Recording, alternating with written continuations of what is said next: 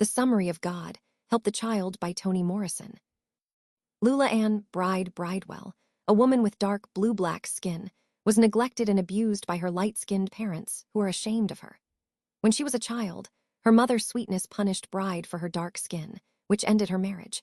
Sweetness's husband Louis could not bring himself to love a child with skin as dark as Bride's. Bride grew up without love, tenderness, affection, or apology. Sweetness believes she is protecting her child from a world that would be even more judgmental of Bride's skin. As a young adult, Bride dates a man named Booker Starburn.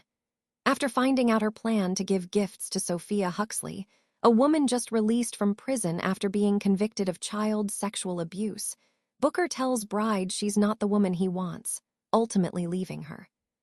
Since Bride works in the beauty industry, she brings Sophia a gift of skincare products. Bride goes to her door and explains to her how she was one of the students who falsely testified against the ex-teacher. Bride had lied about Sophia in order to win some affection from Sweetness, a plan that had worked. Sophia had been imprisoned for 15 years as a result, where she'd been mistreated by guards and other inmates. Sophia was thus furious with Bride, who had upended her life, beating Bride and throwing her into the street. Needing support, Bride calls her co-worker Brooklyn, a white woman with thick dreadlocks, to help her. Brooklyn prides herself on being able to understand people beyond what they say, a skill she developed growing in an unstable home near an uncle by whom she was molested. Hopping to take Bride's job, Brooklyn encourages Bride to take some time away from the office. She knows Bride is lying about being beaten by a man in the street. As Bride recovers, her body begins changing. She loses her curvy figure, her ear piercings heal up, and she begins feeling forgetful. She eventually receives a bill in the mail from a repair shop, addressed to Booker.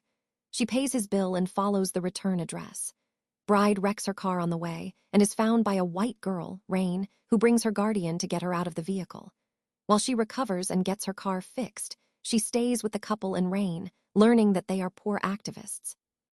Rain tells her that her current guardians had kidnapped her, though she is happy about it.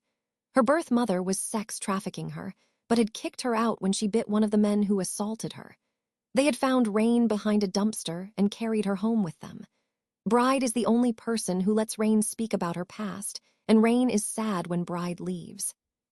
After she heals and leaves, Bride finds Booker's favorite aunt, Queen, and gets advice and Booker's new address from her. She gets in an altercation with Booker and afterward quickly falls asleep. When she wakes up, she learns about Booker's personal history. His favorite brother had been assaulted and killed by a pedophile as a young child. His family tried to not speak about the event or his brother, and Booker felt as though he was the only one who remembered him. This led to him leaving his family and only keeping contact with Queen, who encouraged Booker to hold on to his brother's memory. Bride understands that he'd left her because he thought Sophia Huxley had actually abused children, and that Bride was condoning this in bringing her a gift. Bride explains that she had falsely accused Sophia, and the couple make up.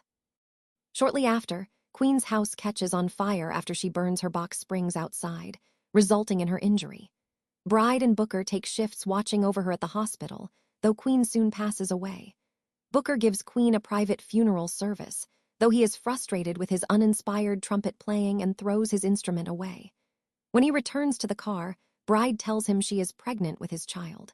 He responds positively, looking forward to their future. The book ends with Sweetness having received the news of her grandchild with no return address. She reflects that she was not the best mother, but she argues times were different, and since blue-black women were not represented in magazines, she did not think anybody would receive Bride well. She believes that Bride will mess up as a mother in a different but equal way with her child, commenting, "God help the child."